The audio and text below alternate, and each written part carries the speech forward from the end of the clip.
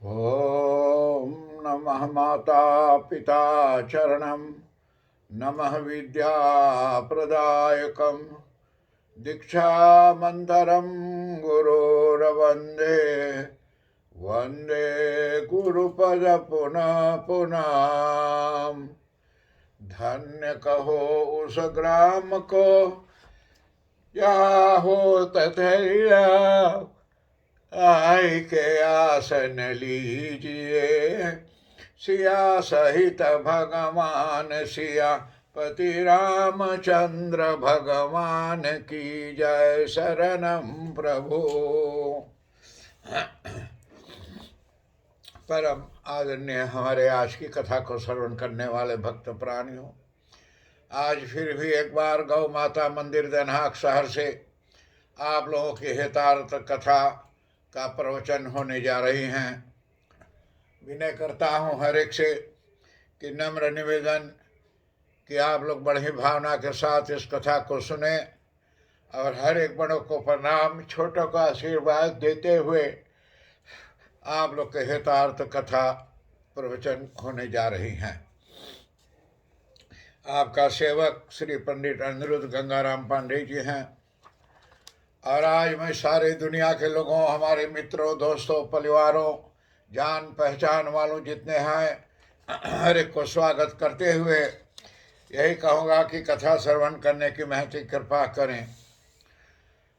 और आप लोगों जब से मालूम है कि मैं 20 तारीख नवंबर को भारत देश जाने वाला था, लेकिन अब वो नहीं हो सके। नवंबर में अब से 16 वर्ष के बाद मैंने भारत देश जाता, लेकिन अब वही नहीं जा सकेगा। काल हमारे हॉलैंड का सरकार रोक दिया है 15 तारीख जनवरी, तो किसी को हॉलैंड से बाहर नहीं जाना चाहिए। तो इसी कारण से अब वो जगह रुक गया है मेरा यात्रा भारत का। अब भारत में जो घर लिया है, मकान जहाँ पर पूजा जी हैं सब देखभाल कर रही हैं, इस पर बहुत से आक्रमण, कहीं से अच्छाई आवे, कहीं से बुराई आवे, कहीं कोई आवे है। मने कहते हैं कि इंडिया के आदमी सब लुटेरू चोर हैं, लूट लेंगे, ये कर देंगे। लेकिन आप लोग ठीक से ये बात जान जाइए, किसी को कुछ बोलने का हक नहीं है इसमें। कारण कि घर मकान मैं खरीद कर, पूजा और उनके 2 बच्चे हैं उनके नाम पे खरीदता हूँ, उनको घर में मकान दूंगा खरीद के। अपने जैसे जाऊँगा 1 आध महीने वहाँ रहूँगा, फिर चला आऊँगा। और ऐसे मैंने मकान खरीद कर उन लोगों को देता हूँ गिफ्ट में, दान में। कारण कि अनाथ बच्चे हैं, वो अनाथ बच्चों को स्थान बना देना एक अच्छी बात है, हमारे धर्म शास्त्र के अनुसार कल्याण है। आगे विनय करता हूँ हमारे जजमान जितने हैं, जान पहचान परिवारों, हॉलैंड में आप लोग जानते हैं कि काल से सरकार रोक दिया है। अगर आप मेरे घर आवें या मैं आपके घर आऊं तो 2 आदमी से ज़्यादा नहीं हुक्म है आने जाने का। तो इससे बहुत लोग मत आइए, जो कम आदमी हैं आप लोग आकर देख कर जाइए,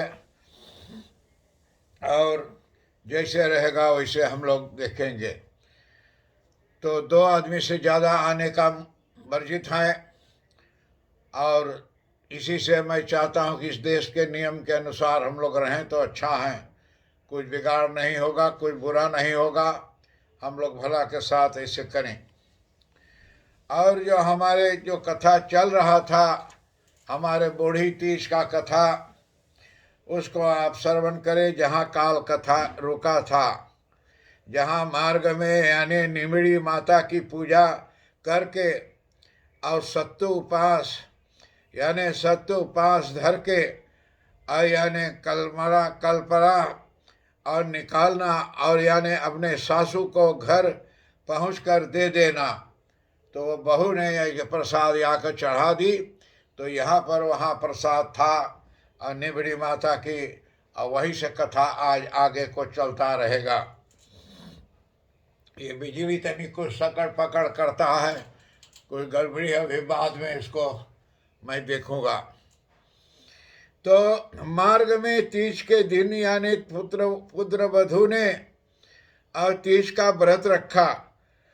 उसके ससुर ने कहा, जब बहू ने जाकर को तीज का व्रत रखा तो उनका ससुर ने कहा कि कुछ बहू कुछ खाना खा लो। बहू को कहती है कि कुछ खाना खा लो। बहू ने कहा, आज मेरा तीज का व्रत है और मैं संध्या समय अपना व्रत निबिड़ी माता का व्रत करके तोड़ूंगा।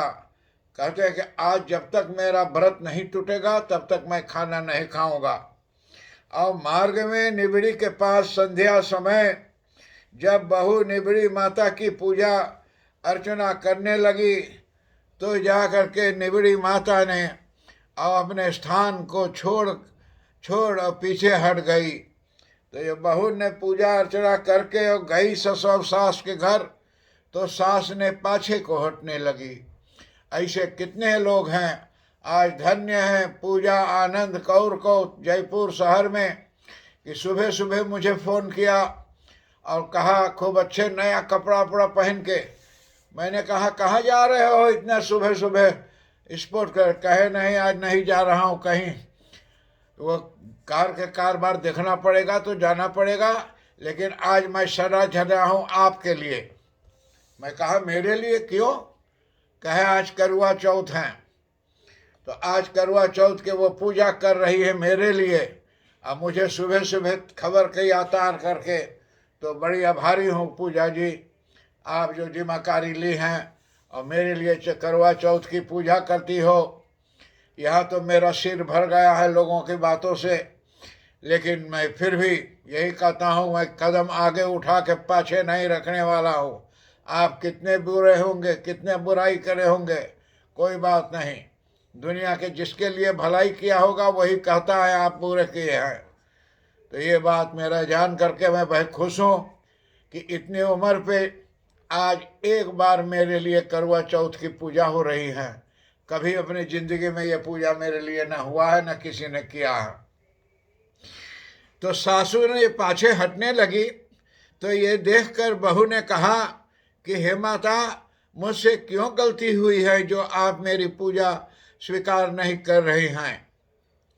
जब माता ने कहा कि जब जा करके माता ने कहा कि तेरी सास ने पुत्र होने पर और 1.25 मन सत्तूर चढ़ाऊंगी ऐसी कहा था, लेकिन उसके साथ पुत्र हुए और वह ऐसा करना भूल गई। कहे मैंने 7 पुत्र कहा था, वादा किया था करूँगा, लेकिन अब मैंने भूल गया था। तो हे बहू, तब बहू ने प्रार्थना करके माता को मनाया और कहा कि सासू से जो भूल हो गई हो, अब यानी वह अपनी भूल को पूरा करेगी और कृपा मेरी सभी ज्येष्ठों को पुनः यानी जीवित कर दो। तो माता से प्रार्थना करके अब कहा थे निबिड़ी माता से कि मेरी सासू ने मुझे अब ये पूजा करेगी आपके जो भूल गए हैं, और जा करके मेरे को कर दो।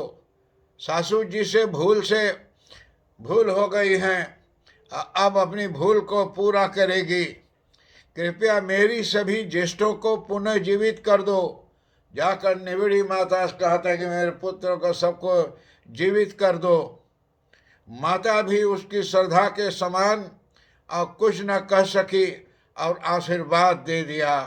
माता ने कुछ कह न सकी और आशीर्वाद दिया कि तेरी मनोकामना पूर्ण हो। और आज मैं पूजा आनंद कौर को भारत देश में जयपुर में धन्यवाद देता हूँ कि मेरे ज़िंदगी में एक बार आज करवा चौथ की पूजा मेरे लिए हो रही है। तो मैं आभारी हूँ और आशा करता हूँ कि ये कौर की पूजा सदा ही जब तक जीवित रहूँ तब तक याद रखूँगा, अपने पास रखूँगा। अगले साल करोगे या नहीं करोगे ये साल मुझे पता भी नहीं था। तो इससे हमारे भक्त प्राणियों, आज चौथी तिथि है और हम लोग इस मास में जो कर रहे हैं तो इजाकर को हम अवश्य ही करें। और ये हमेशा जानिए कि भाद्रपद महीना के अंधेरिया पक्ष के यानी कृष्ण पक्ष के चौथी के दिन ये गया करके पूजा होती हैं। मैं आभारी हूँ, नहीं जानू किन शब्दों से धन्यवाद दूँ कि आज एक बार मेरे ज़िंदगी में ऐसी पूजा होने जा रही हैं। मैंने यहाँ इंडिया के लोगों कई बार कई साल मैंने पूजा किया है उन लोगों के घर में जा कर के। औरतें जा कर के अपने सास के लिए, अपने पति के लिए, परिवार के लिए पूजा करते हैं। आज जयपुर में मेरे लिए हो रहा पूजा, ये मैं आभारी हूँ कि ज़िंदगी में पहला बार मेरी ज़िंदगी में ऐसा चीज़ होने जा रही है। और अगले दिन बारात से यानी सेठ के घर पहुंची। जब बारात दूसरे दिन सेठ के घर पहुंची, बहू ने जैसे ही घर को यानी अपने कदम रखी, तभी से यह 6 पुत्र जा कर के वहाँ उपस्थित हो गए। तो 6 पुत्र जो मर गए रहे उनकर, सब जा कर के वहाँ उपस्थित हो गए। और सभी के बहू यानी शुभ आगमन पर प्रसन्न हुई। तब बहू ने अपनी सास से कहा कि माँ जी, आपने यह क्या किया? आपने जो कहा था पूरा नहीं किया। तब बहू ने सास की को पूरी बात सब करवाई, याद करवाई। और यह सुन सासू ने अपने बहू और बड़ी गलती को का पता चला। और तब उसने माता का पूजन करने को प्रमाण प्रण किया। अगले वर्ष कजली तीज को सासू ने जा कर के और 7.25 मन का और सत्तू का चढ़ा करके और तीज माता की पूजा करके और प्रायश्चित किया और गलती का क्षमा मांगी। और इस तरह माता तीज की कृपा से, लेकिन सब जो पूजन करने का व्रत ले उसे जा कर के पूरा करना चाहा और सभी पूरा करके। और उनका 6 पुत्र जो गुजर गया था, मर गया था, माता ने वादा करके पूजा नहीं किया, वो सब बच्चे फिर जीवित हो गई। आज धन्य है भारत देश का पूजा आनंद कौर का कि जिन्होंने आज मेरे लिए ये कर रहा है। अगर मेरे जीवन कोई भूल चूक भई हो तो भगवान से, गंगा माता से और गौ माता से यही विनय करता हूँ कि मेरे अपराधों को क्षमा करके, पहली बार मेरे जीवन में ऐसी भई हो और कुछ मुझे करने का होना होगा तो मुझे भी याद मिले तो मैं भी करूं पूजा। मैं बहुत धन्यवाद देता हूं आपको। आप जो कर रहे हैं, आप दोनों बच्चे हैं, आपको सुखी रहें, कल्याण रहें सदा के लिए। भगवान उनको मर्यादा को पालन करते रहें और आप लोग भरपूर रह के और अच्छा से रहिएगा। हर एक बड़ों को प्रणाम करते हुए, छोटों को आशीर्वाद देते हुए आप लोगों से आशीर्वाद ले रहा हूँ आज और विदाई ले रहा हूँ। अगले बार फिर मिलूँगा और कजरी तीज की कथा होगी अगले बार। तो आप कजरी तीज की कथा की श्रवण करने की महती कृपा कीजिएगा अगले बार। आज के लिए यहाँ क्षमा प्रदान, फिर आगे मिलूँगा। ओम शांति शांति शांति। हरिओम।